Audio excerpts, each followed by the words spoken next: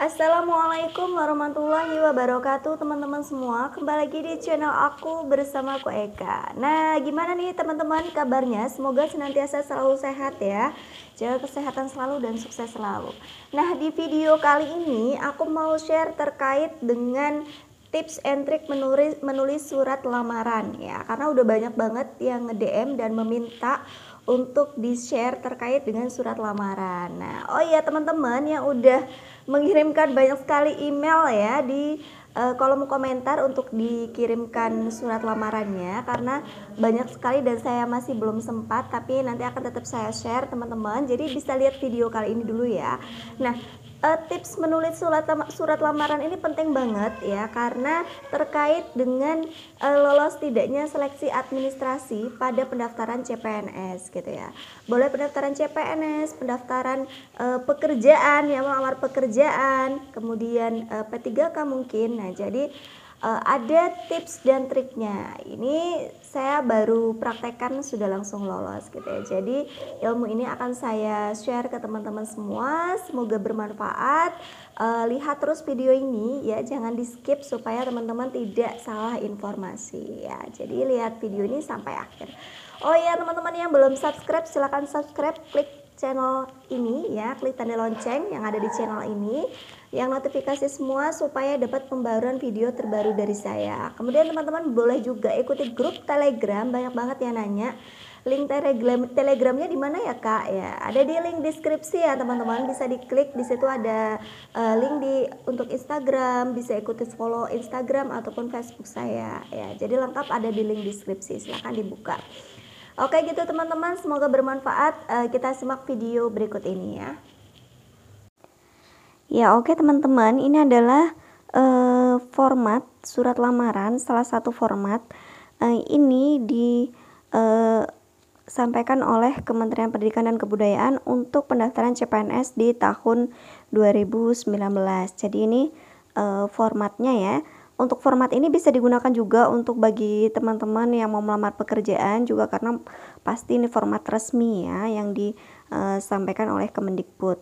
Kemungkinan untuk format dari kementerian yang lain itu tidak jauh berbeda, yang mungkin tidak jauh berbeda dari surat lamaran ini gitu ya. Jadi biasanya sudah ada format resminya, tinggal nanti kita mengikuti. Nah, ini ada ketentuannya bahwa harus ditulis dalam bentuk huruf Latin gitu ya. Jadi surat lamarannya sebaiknya disesuaikan dengan apa yang dipersyaratkan oleh kementerian kita, kementerian yang teman-teman lamar atau pemerintah daerah ya. Oke, kita akan bahas satu persatu. Nah, ini nih ada keterangannya bahwa surat lamaran ditulis tangan dengan menggunakan tinta hitam. Jadi teman-teman harus ikutin apa yang diminta ya. Sebenarnya nggak ada ketentuannya sih huruf untuk hurufnya harus Latin atau tulis biasa, tapi kalau saya menggunakan huruf Latin. Nah, di sini ada untuk isikan waktu tanggal pendaftaran. Jadi keterangan dari bulan berapa, tanggal berapa, dan tahun berapa.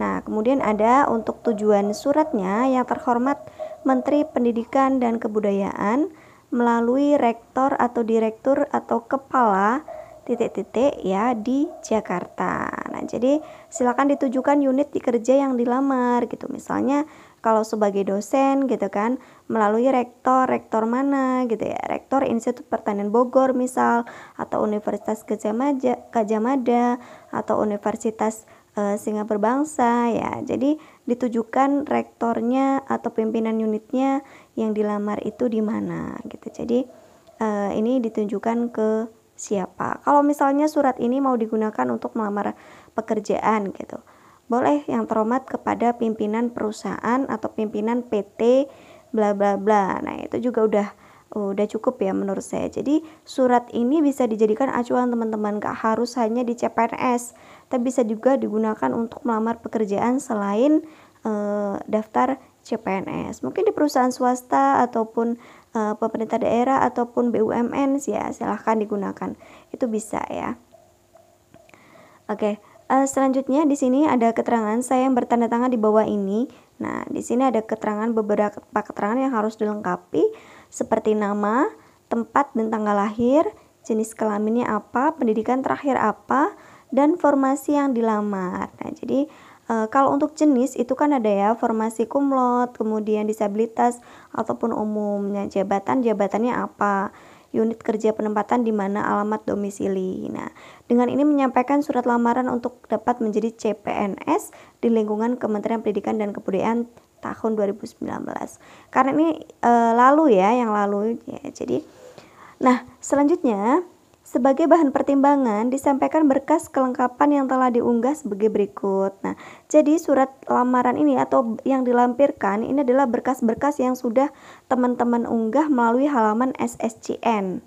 Ya, jadi ada surat lamaran, surat pernyataan, KTP asli, pas foto berlatar belakang warna merah, ijazah, transkrip, sertifikat akreditasi, surat keterangan asli dari dokter yang menerangkan tentang jenis atau tingkat disabilitas yang dialami. Kalau memang yang dilamar disabilitas. Jika yang dilamar disabilitas gitu ya. Ini ada keterangan titik bintang. Nah, artinya ketika kita melamar disabilitas. Kalau tidak ya tidak perlu gitu ya. Asli akta kelahiran dan atau surat keterangan lahir. Asli KTP orang tua atau bapak kandung dan atau ibu kandung. Kemudian asli surat keterangan dari kepala desa atau kepala suku yang menyatakan bahwa orang tua atau bapak dan ibu adalah asli Papua. Ini adalah untuk formasi Putri Papua dan Papua Barat. Jadi yang ditanda bintang ini adalah ada ketentuannya teman-teman. Ya, ada ketentuannya. Oke, ini penutupnya. Demikian surat lamaran ini dibuat, adapun seluruh data dan dokumen yang saya berikan adalah benar.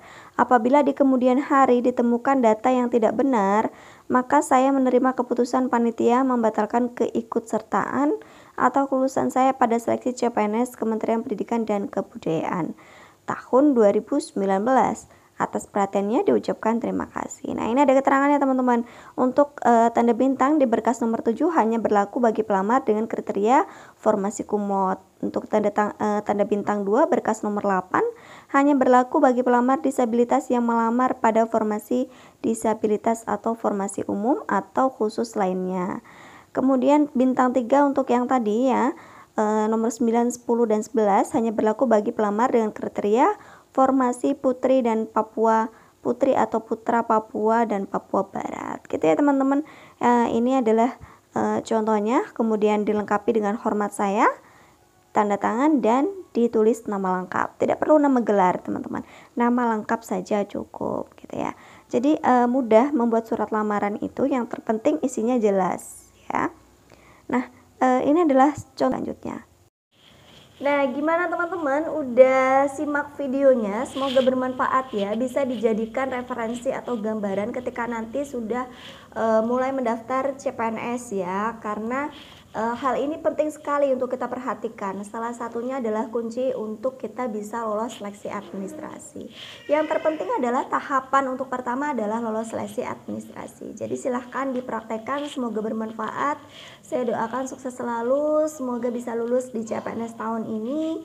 Mungkin yang sedang melamar pekerjaan juga bisa lolos, dan bisa lulus juga yang sedang mengikuti seleksi di P3K nanti. Oke, gitu teman-teman ya. Sharing dari saya, semoga bermanfaat. Yang belum subscribe silahkan subscribe, klik tanda lonceng ya, notifikasi semua supaya dapat pembaruan video terbaru dari saya. Teman-teman juga bisa ikuti grup Telegram ataupun follow Instagram dan Facebook saya. Lengkapnya ada di link deskripsi. Oke teman-teman, simak terus video saya yang lainnya. Lengkapnya ada di channel ya. Oke, wassalamualaikum warahmatullahi wabarakatuh.